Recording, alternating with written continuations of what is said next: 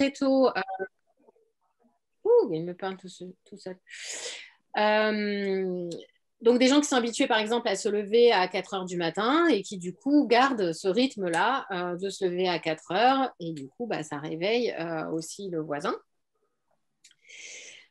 Alors, les apnées du sommeil qui sont alors, aidants ou pas, d'ailleurs. Quand son conjoint fait des apnées du sommeil dans le lit d'à côté, alors, apnée du sommeil, je pense que tout le monde voit ce que c'est. C'est les gens qui s'arrêtent de respirer pendant leur sommeil. Donc, quand on est appareillé, ça fait du bruit. Quand on n'est pas appareillé, en général, le conjoint vérifie que celui d'à côté dort, respire toujours.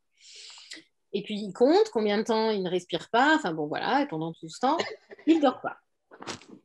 Et bien entendu, les ronflements, autres symptômes, des jambes sans repos aussi, des problèmes que peuvent rencontrer alors, aidant ou aidé, bien entendu. Ça va toujours? Ça va.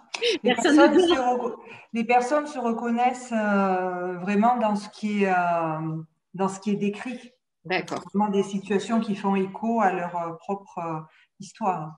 Ça va. Alors, avant de pouvoir échanger plus librement, donc, alors malheureusement, les psychologues ne sont pas des fées, donc on n'a pas de baguette magique, c'est vraiment moche.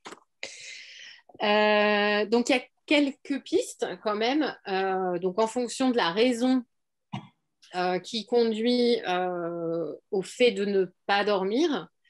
Donc, alors, il y a la chambre à part.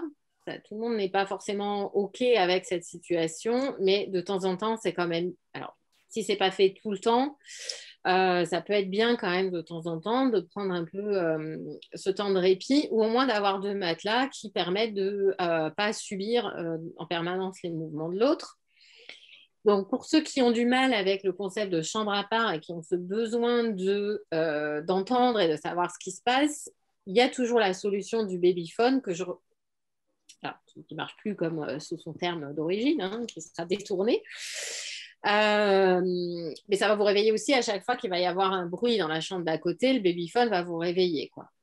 Cela dit, ça peut sécuriser, vous rassurer.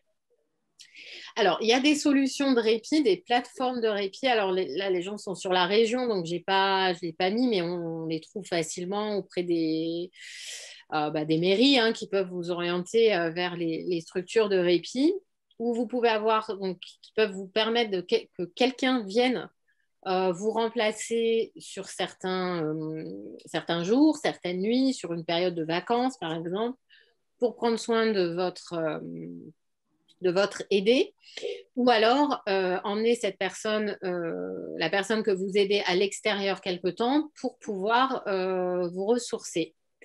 C'est pas un échec, c'est pour tenir longtemps. Enfin, qui veut aller loin ménage sa monture, donc il faut vraiment savoir passer la main quand ça devient trop difficile. Parce que si vous voulez l'accompagner le plus possible, il faut vous préserver à tout prix. Alors, ce que je n'ai pas dit aussi, c'est que les troubles du sommeil qui s'instaurent pendant ces périodes-là, même quand l'aidant n'est plus là, alors pour X raisons, parce que l'institutionnalisation peut arriver, parce que la personne est épuisée et elle ne peut plus s'en occuper. Donc, c'est une des raisons qui va pousser l'entrée en EHPAD aussi, l'aidant qui n'en peut plus. On en récupère très souvent. Enfin, moi, là où je travaille, on a des familles, ils sont épuisés, quoi. Donc, du coup, ça y est, je me suis perdue. Non, soit les personnes rentrent en institution, soit j'imagine le décès. Voilà. Alors, fait que le sommeil ne revient, tu disais le sommeil ne revient pas comme avant, quoi. Malgré tout, il y a tout ce qui est délétère est installé, est un peu définitivement installé, quoi. C'est un peu comme, c'est un comparatif un peu peut-être bizarre, mais quand on devient parent, enfin surtout les mamans, leur sommeil change de manière définitive une fois qu'elles deviennent mamans, parce qu'il y a toujours cette écoute du bébé. À partir du moment où vous êtes maman, votre sommeil change définitivement. Là, c'est un peu pareil, quoi. Une fois que vous avez été aidant et que vous avez pris l'habitude, entre guillemets, d'avoir des problèmes de sommeil, voilà, ça a du mal à repartir, même une fois que vous avez plus la personne dont vous vous occupez au domicile.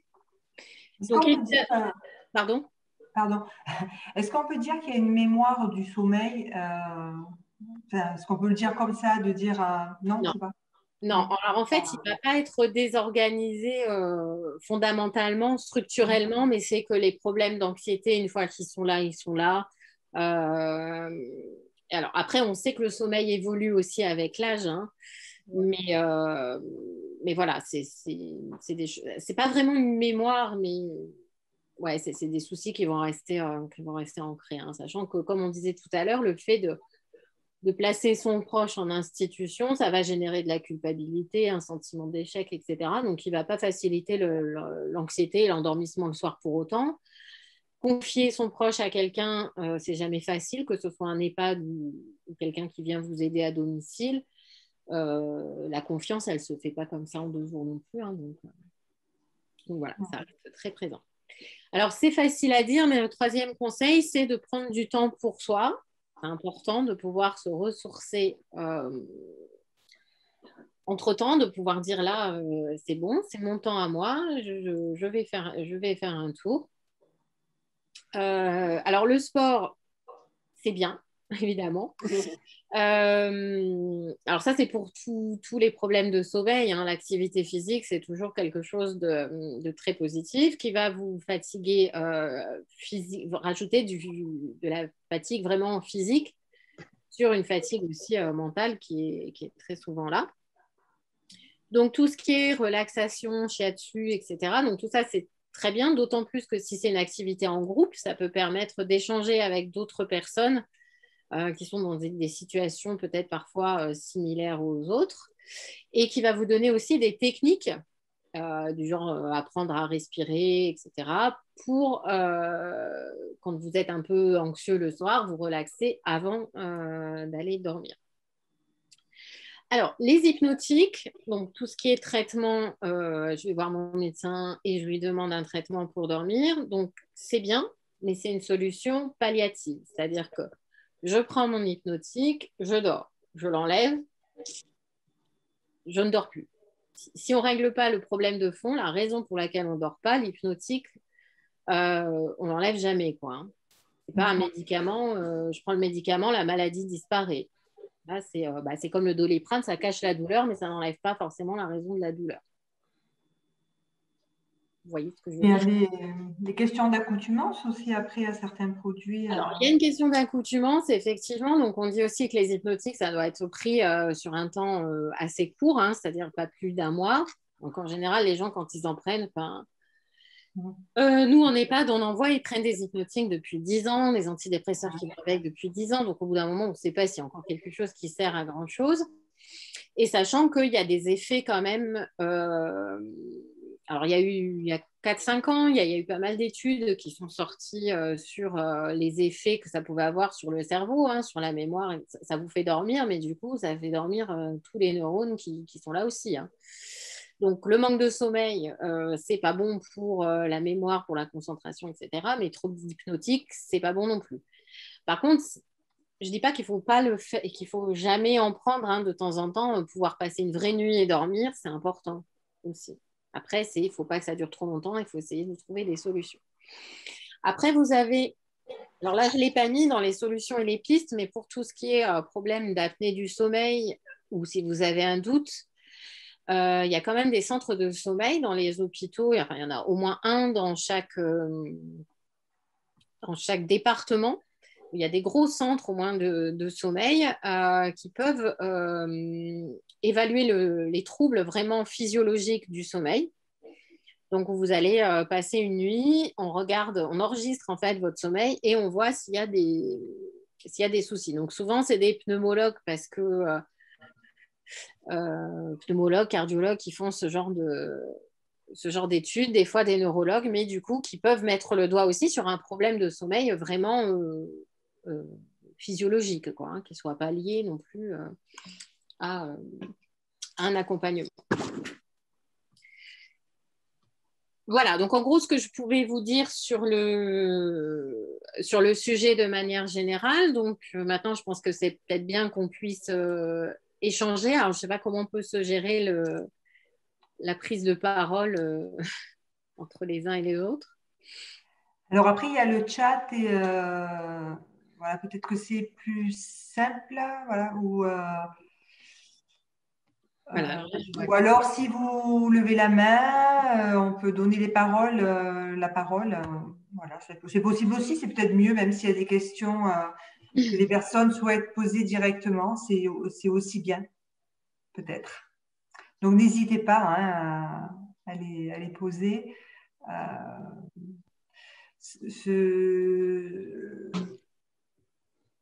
Ce qu'on peut dire, c'est que à travers les messages qui ont été postés, c'est que effectivement les personnes, elles se reconnaissent dans la situation qui est décrite par rapport à la fatigue, au stress, au manque de sommeil. Peut-être, alors je sais pas comment on peut en témoigner, mais exprimer. Voilà, je vois quelqu'un. Brigitte veut prendre la parole, je vais la lui donner. Je vais vous la donner. Je vais activer le son pour peut-être pour. Alors. Je vous Oula. dis juste au revoir, merci. Ah, c'était au revoir, d'accord. Désolée, désolée. C'est pas grave, au revoir, Oui. merci à vous. Oui, alors on a quelqu'un qui nous dit qu'il se reconnaît dans toutes ses phases. Je suis fatiguée dès le matin, je rumine dans Ouais. la nuit, mon nez fou me fait peine, je dors très mal, je n'aime pas faire la sieste. Ah, effectivement. Je sais pas, cette personne est encore là. Alors on a un écran qui est partagé, Fabienne. Je sais pas. Eh oui, j'arrive pas à sortir de ce système. Alors, Et j'ai fait une mauvaise manip. d'accord. Alors ça, c'est étonnant. Il faut que vous alliez en haut de votre écran. Quand vous passez votre souris tout en haut, il doit y avoir écrit arrêter en rouge. Ah, voilà. Donc, ça y est, je suis en galerie maintenant. Voilà, c'est bon. On ne voit plus D'accord. votre écran. Merci beaucoup. Oui, peut-être que quelqu'un souhaite témoigner sur, bon, peut-être pas forcément les difficultés, puisqu'on a compris que finalement, si on est là, c'est qu'on est intéressé, qu'on est confronté à ça, mais peut-être donner des éléments si la personne elle a réussi à mettre en place quelque chose pour essayer voilà, de soulager au niveau de la charge, d'essayer d'avoir des astuces pour avoir peut-être un sommeil de meilleure qualité, peut-être témoigner s'il y a eu du répit. Enfin voilà, c'est aussi l'intérêt, c'est de pouvoir témoigner autour de ça et d'échanger. Si vous voulez vous exprimer, levez la main, faites-moi signe.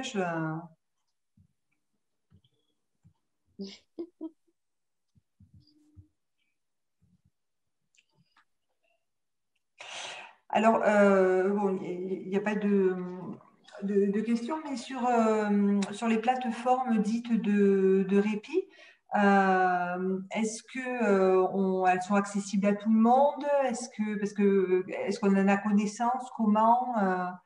Voilà, quelqu'un qui serait intéressé pour se renseigner, voilà, auprès de qui, comment ça marche? C'est la mairie, les clics, les Oui, SIAD, voilà, les SIAD. mm. D'accord, d'accord. Et le répit, ça permet, ben, comme son nom l'indique, du répit, mais concrètement, comment ça se passe?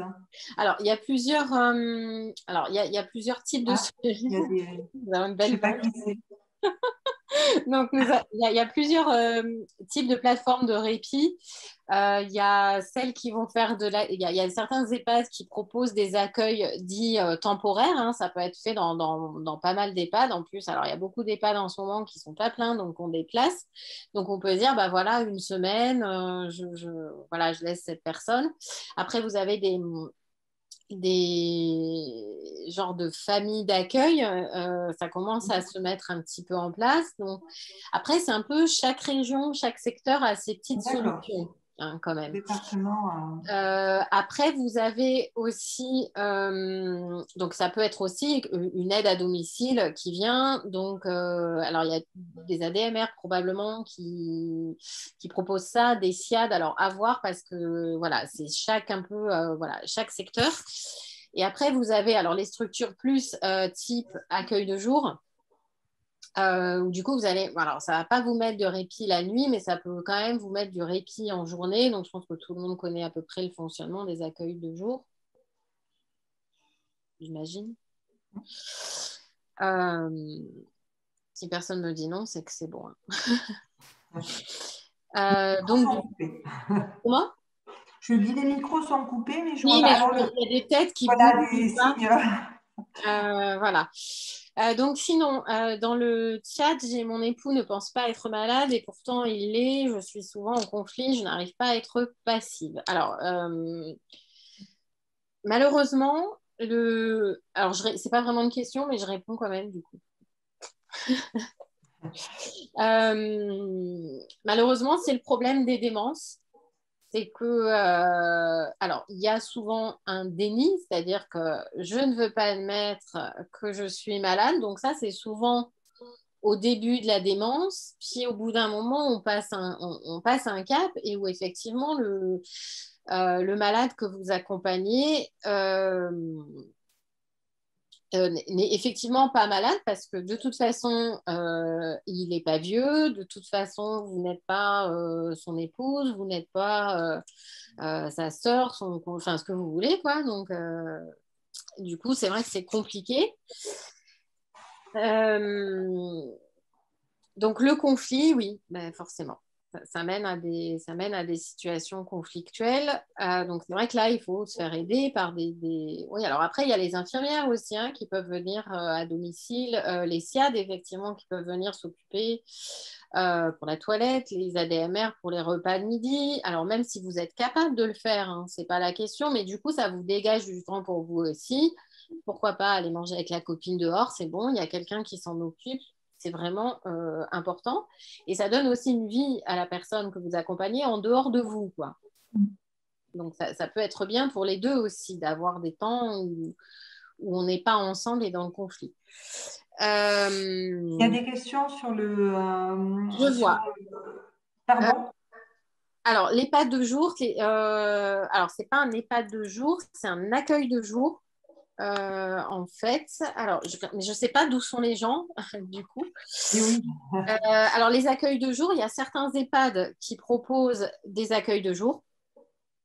Il y a des EHPAD qui ont des structures attenantes, en fait, hein, qui vont avec les... Alors, je pense, chez nous, dans le 04, on a à Valençol, par exemple, il y a un accueil de jour adossé à l'EHPAD. Il y en a un sur Perhuis, donc il faut vous renseigner. Le mieux, je pense que c'est les clics hein, qui peuvent vous orienter. Les mairies, les clics, voilà. CARSAT, clics, qui vous Le conseil départemental aussi, avec le service vieillesse handicap, peut aussi apporter un éclairage là-dessus. Voilà. Après, je dirais 2 mots aussi sur les actions que la mutualité met en place justement. D'accord. Alors, l'aide psychologique, oui.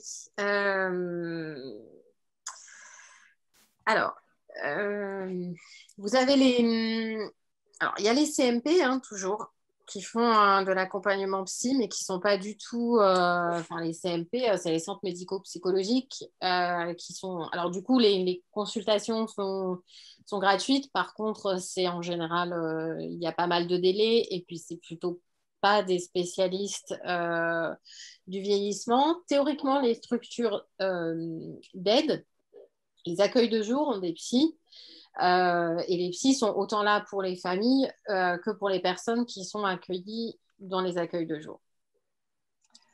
Ensuite, vous avez aussi des associations qui peuvent mettre en place les cafés des aidants. Donc, ce sont plutôt des groupes de parole. Hein. Oui, Alzheimer aussi. Hein. Voilà, on n'est pas dans le suivi individuel, mais c'est aussi un lieu où on peut parler, où on peut déposer une parole. Donc, c'est vrai que là, ces manifestations, généralement, elles sont connues des mairies, des clics, des structures qui gravitent autour de l'aidant. Et lorsque vous les sollicitez, on peut vous communiquer ce type d'action qui est vraiment propre à un territoire, hein. C'est-à-dire qu'on n'est pas forcément sur l'échelle départementale, mais ça va vraiment concerner un territoire. Si on prend sur le 04, il peut y avoir des cafés des aidants sur Digne, mais aussi sur Manosque, avec des temps différents, voilà, qui peuvent être portés par différentes structures, différentes associations. Donc, c'est vraiment important de se rapprocher, d'être au plus près localement. Voilà, des mairies, généralement, elles ont ce type d'infos. Oui, alors France Alzheimer aussi, hein, on n'en a pas parlé, mais c'est vrai qu'ils ont pas mal d'infos aussi. Ils peuvent vous orienter justement vers les structures qui vont pouvoir vous accueillir et vous accompagner aussi dans votre démarche, quoi. Bien sûr. Alors moi, je peux dire 2 mots sur l'action que la Mutualité française va proposer, notamment dans le cadre de la Journée nationale des aidants, hein. Je vous en ai parlé tout à l'heure et on vous adressera la programmation. La Journée nationale des aidants, c'est une journée qui va rassembler différentes associations, institutions qui prennent en charge la question de l'aidant. Et la Mutualité française va proposer une exposition dont vous avez un exemplaire, enfin un panneau derrière moi. Alors c'est un peu à l'envers forcément, mais peu importe. C'est une exposition qui s'appelle Prenons soin de ceux qui aident et qui va permettre, à travers la présentation de cette exposition, justement d'échanger un peu comme on le fait ici, à travers soit une réalité que l'on vit, soit quelque chose qui, hélas, est en train de se profiler. Et à l'issue de cette présentation de l'exposition, on vous remettra un passeport, un carnet dans lequel seront notées toutes les associations, institutions qui s'occupent de l'aidant. Et ça sera propre au territoire, c'est-à-dire sur le 04, vous aurez celle sur le 04, sur le 06, vous aurez celle du 06, et on va s'attacher à être le plus exhaustif possible sur la communication de ces informations. Donc ça, ce sont des choses qui sont en train de se préparer, d'être finalisées, hein. Donc ce sera prêt à partir de la rentrée. Après, il y a tout ce qui est les consultes, alors on appelle ça différemment, les consultes gériatrie, les unités mobiles de gérontologie, les consultations mémoire, qui sont aussi des centres de ressources. Vous pouvez voir, donc, en général, un gériatre, un gérontopsie ou quelqu'un de ce genre.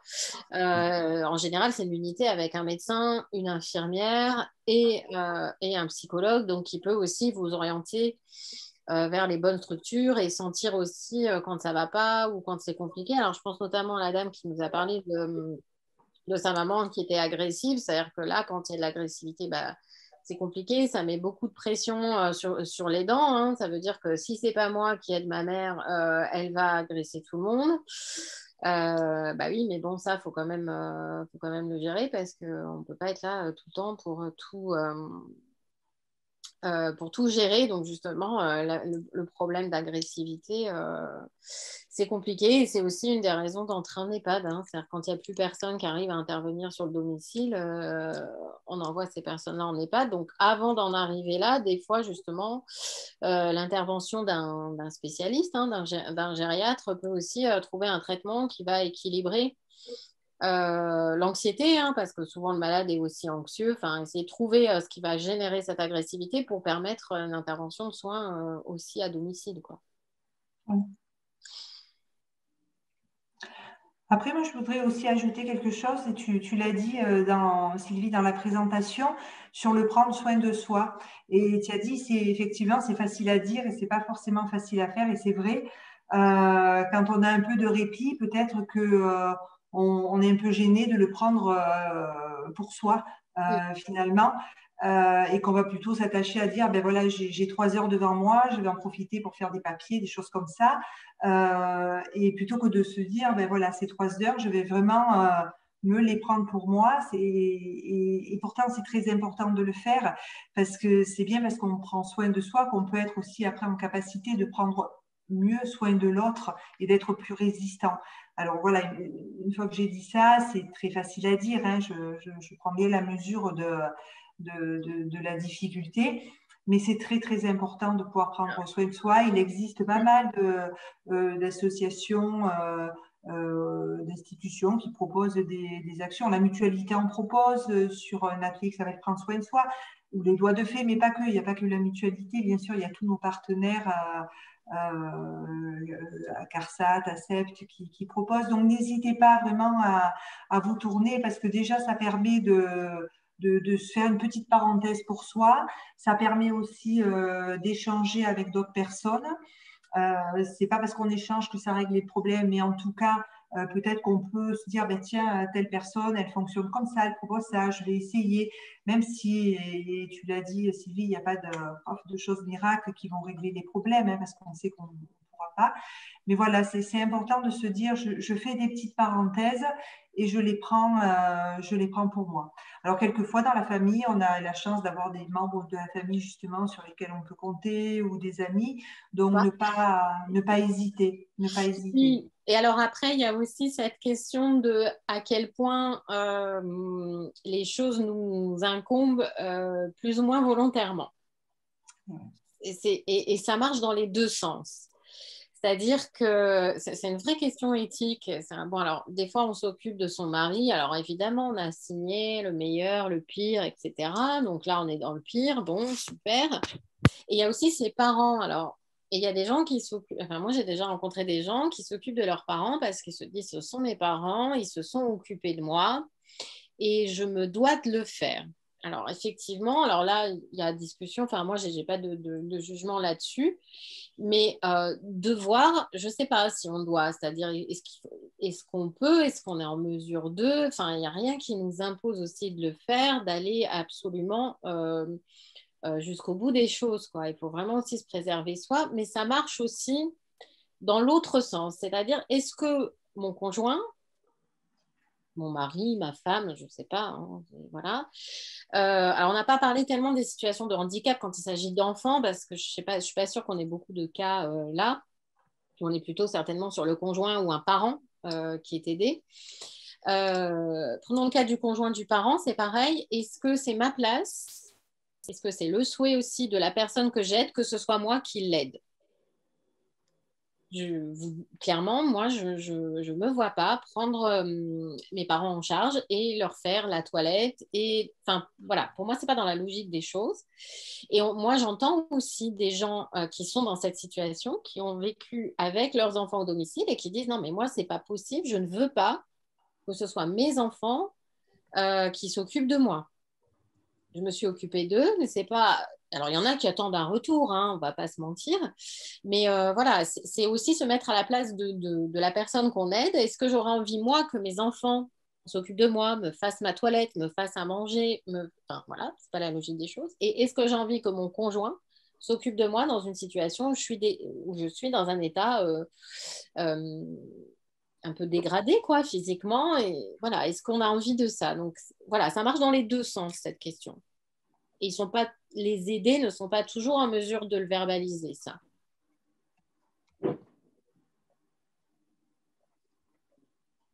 Oui, voilà. c'est important. Voilà. Ça complique parfois des relations qui sont pas logiques. Hein. Enfin, moi, je sais que c'est des sujets qu'on aborde souvent en EHPAD où, en fait, les rôles s'inversent, quoi. Je deviens le parent de mon parent et c'est pas toujours voulu et c'est pas toujours bien vécu et voilà, puis parfois il y a des frères et sœurs qui sont pas d'accord. On se dit, mais pourquoi c'est pas lui qui s'y colle? Ouais, mais peut-être que lui, il n'a pas envie et qu'il le dit qu'il n'a pas envie aussi.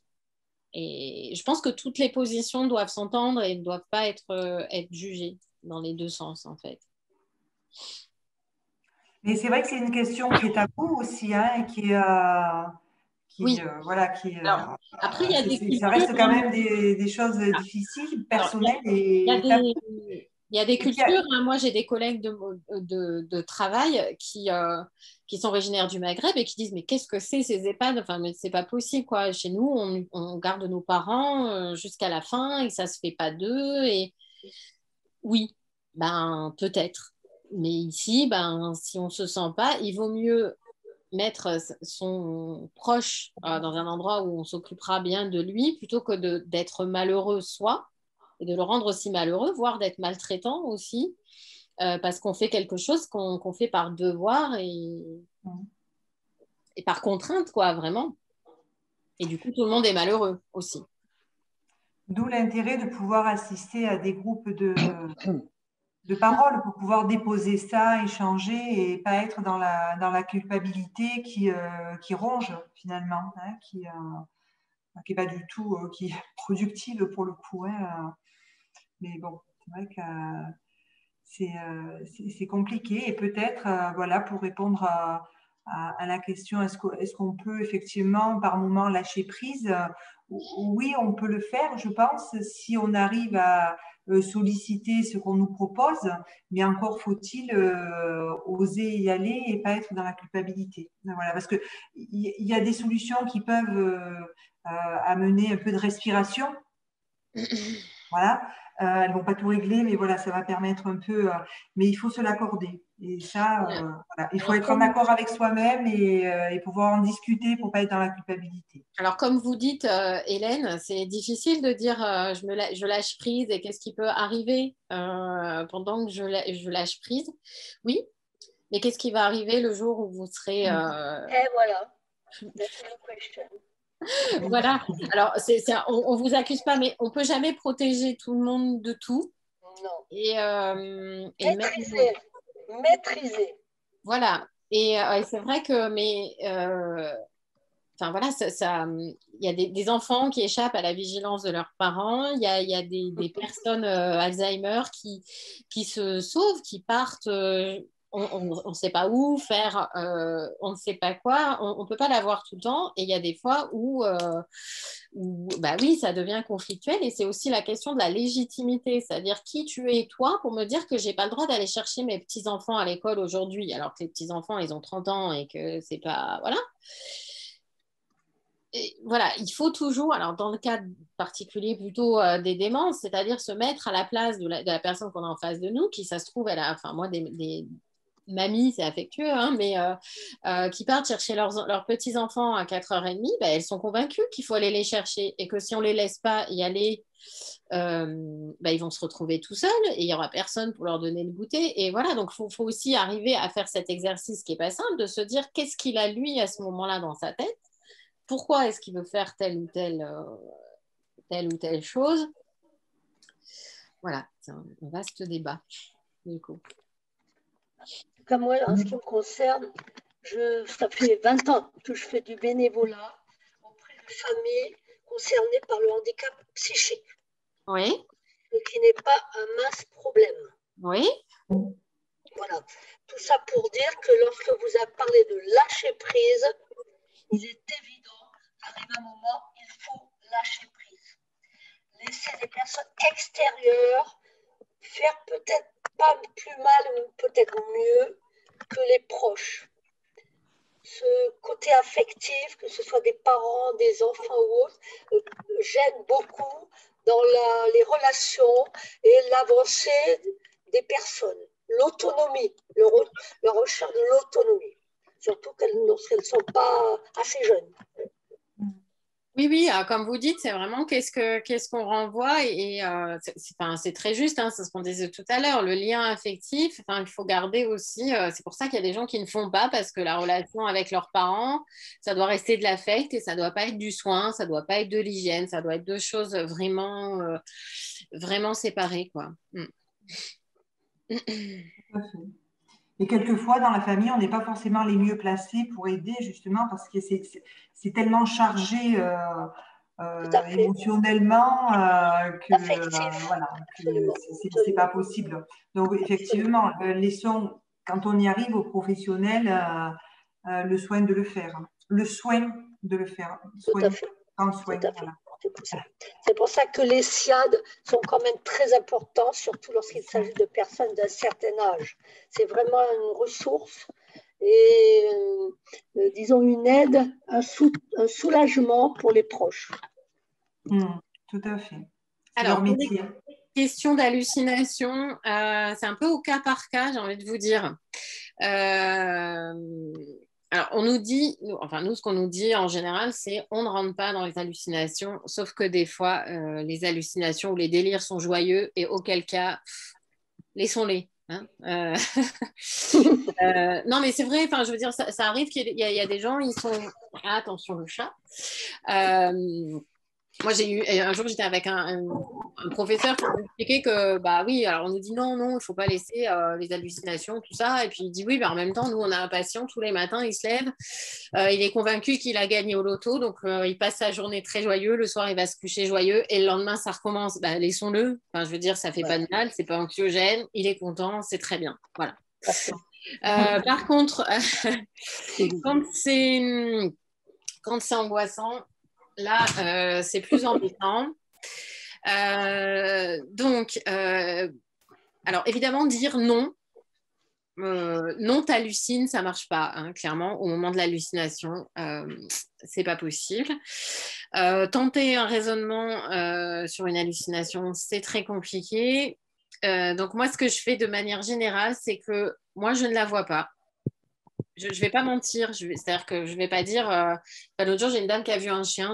Clairement, je suis désolée, madame, je ne vois pas le chien. Il était mignon, visiblement. Bon, bah, c'est pas grave. Mais non. Enfin, voilà, moi, je ne mens pas. C'est-à-dire que je ne vois pas, je ne dis pas. Mais effectivement, on essaye de rassurer le cas échéant. Alors, moi, je ne le vois pas, mais de toute façon, a priori, il n'y a pas de danger. C'est peut-être essayer de voir si... Après, il y a des hallucinations qui sont récurrentes aussi. Donc, quand c'est récurrent, est-ce que la dernière fois que tu les as vus, est-ce qu'ils sont venus? Comment ça s'est passé? Voilà. Après, c'est pareil, c'est du cas par cas, du feeling sur le moment. Mais en général, moi, je ne mens pas. Je ne dis pas que ce n'est pas vrai. Parce que pour eux, c'est vrai. Donc, Voilà. on ne peut pas dire que ce n'est pas vrai. Hein. Je sais pas... Voilà. Les autres. Il a une association qui s'est créée qui s'appelle le Psychodon, par référence au télédon, disons, où justement l'emblème est une poire en bois. Pourquoi une poire en bois? Parce que le frère malade de celui qui a créé cette animation lui disait toujours les poires en bois, ça existe. On ne vous entend pas du tout. On ne vous entend pas. Je sais que ce n'est pas évident. Le symbole s'appelle la poire en bois. Poire en bois, d'accord. C'est quelqu'un qui l'a dessiné, qui disait que ça existait, c'est ça? Voilà, parce que son frère malade lui en parlait tellement qu'il a fini de se dire tout compte fait, ça doit exister. Vous êtes sur quel département? Pardon? Vous êtes sur quel département? Depuis des années dans l'Essonne, mais en ce moment, par rapport au problème de mon mari, dans le Var. Ça fait plus d'un an que je suis en permanence dans le Var, dans le centre Var. Ok. Donc cette association se trouve dans l'Essonne. Bah, écoute, non, parce que la personne qui l'a créée est de région parisienne. Et en ce qui me concerne, je l'ai connu à Nice. Ah, d'accord, ok. Chaque année, il fait une animation à l'Olympia à Paris, mais qui concerne tout le monde. D'accord. Très bien.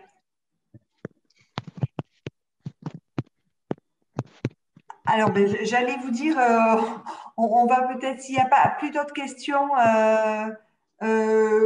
clôturer et vous mettre le lien. Mais je vois que Julie, parfait, s'en est occupée, l'amie. Je ne sais pas, est-ce que...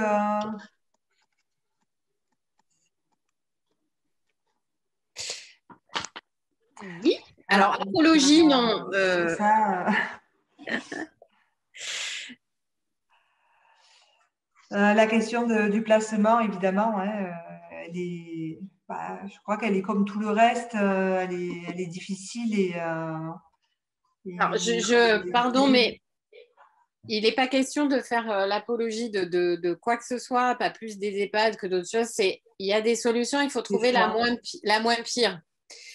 De toutes. C'est vrai que c'est déroutant pour les gens qui ont une démence d'arriver en EHPAD, d'autant plus qu'ils sont avancés dans leur démence parce que du coup, ils prennent jamais leurs repères dans la structure, que ce soit un EHPAD ou une autre. C'est-à-dire qu'à un moment donné, quand il y a des troubles cognitifs qui sont trop avancés, ça sera difficile, quel que soit le lieu, et des nouvelles personnes qui vont intervenir même au domicile, ça va être compliqué. Il vaut mieux d'éviter d'attendre longtemps. Effectivement, les EHPAD, ça a un coût. Il n'y a pas de solution miracle. Hein. On n'a surtout pas dit que l'EHPAD, c'était une solution miracle. C'est juste que parfois, il faut trouver des solutions pour se dégager soi et se protéger soi. Ça peut être un SIAD. Un SIAD, ça coûte beaucoup moins cher qu'un EHPAD. Hein. Enfin, bon. Mais c'est vrai que la question financière est une question. Oui. Et quelque chose qui vient s'ajouter à... Alors après, il y a des EHPAD publics. Hein. Tous les EHPAD ne coûtent pas 3 000 € non plus. Hein. Non plus. Oui, ça dépend, j'imagine, des régions, des départements aussi. Alors, ça dépend des revenus aussi hein, de la personne. Des revenus, voilà, ça dépend effectivement le dossier APA a monté aussi. Oui. Alors, qui ne fait pas tout non plus, hein, mais oui. Non, bien sûr. Tout dépend des revenus. Oui. Mystère. Effectivement, c'est vrai que moi, j'ai rencontré un monsieur qui me dit, donc ça, lui, il était... bon, physiquement, c'était compliqué. Bon, alors, 80 ans de mariage, enfin bon, voilà, un centenaire tous les deux, bon. Et qui disait qu'effectivement, il avait dû... donc, il était rentré avec sa femme, donc elle perdait la mémoire, quoi. Alors, c'était pas Alzheimer, mais à 100 ans, on perd la tête, hein, c'est assez commun. Et qui disait, bah, ça, quand même, ça me désole parce que j'ai travaillé toute ma vie pour m'acheter une maison et maintenant, je vends la maison pour payer notre EHPAD à tous les deux. Donc, effectivement, c'est compliqué de se dire la boucle se boucle comme ça aussi. Mais malheureusement, on vit de plus en plus vieux et il n'y a pas toujours de solution, quoi. Enfin... Tout à fait. Voilà, Martine. Ben, merci. Je ne sais pas s'il y a des questions avant qu'on se quitte. En tout cas, vous avez accès au questionnaire en ligne que Julie vient de mettre sur le chat. Donc, n'hésitez pas de le remplir. Et comme je vous disais tout à l'heure, ça nous permet au-delà de la question de la satisfaction, éventuellement de réajuster certaines choses. Voilà, donc surtout, n'hésitez pas. Moi, je vous remercie de votre participation. C'est vrai que le thème n'est pas facile. Voilà, en tout cas, merci d'y avoir participé, d'avoir témoigné, d'avoir été aussi dans la proposition. Merci Sylvie pour l'intervention. Merci Julie. Alors, vous allez pouvoir retrouver sur le site la conférence, la webconférence. Par avance, je m'en excuse. J'avais pour mission d'enregistrer la conférence de suite. J'ai un petit peu oublié et je l'ai enregistrée, mais peut-être 10 minutes après. Voilà, donc, vous n'aurez pas le début, j'en suis navrée. Voilà, mais j'ai eu une étincelle et je l'ai vite mis enregistrée, donc vous pourrez la retrouver sur notre site. Voilà, en tout cas, je vous remercie. Puis n'hésitez pas à participer aux autres webconférences que nous proposons. Vous les retrouvez sur le site, sur différentes thématiques, et puis surtout d'aller en direct sur vos territoires quand cela vous est possible. Voilà, donc je vous remercie. Merci à vous. Merci à vous aussi. Merci à vous tous. Bonne continuation. Bonne journée. Au revoir. Au revoir tout le monde. Merci bien.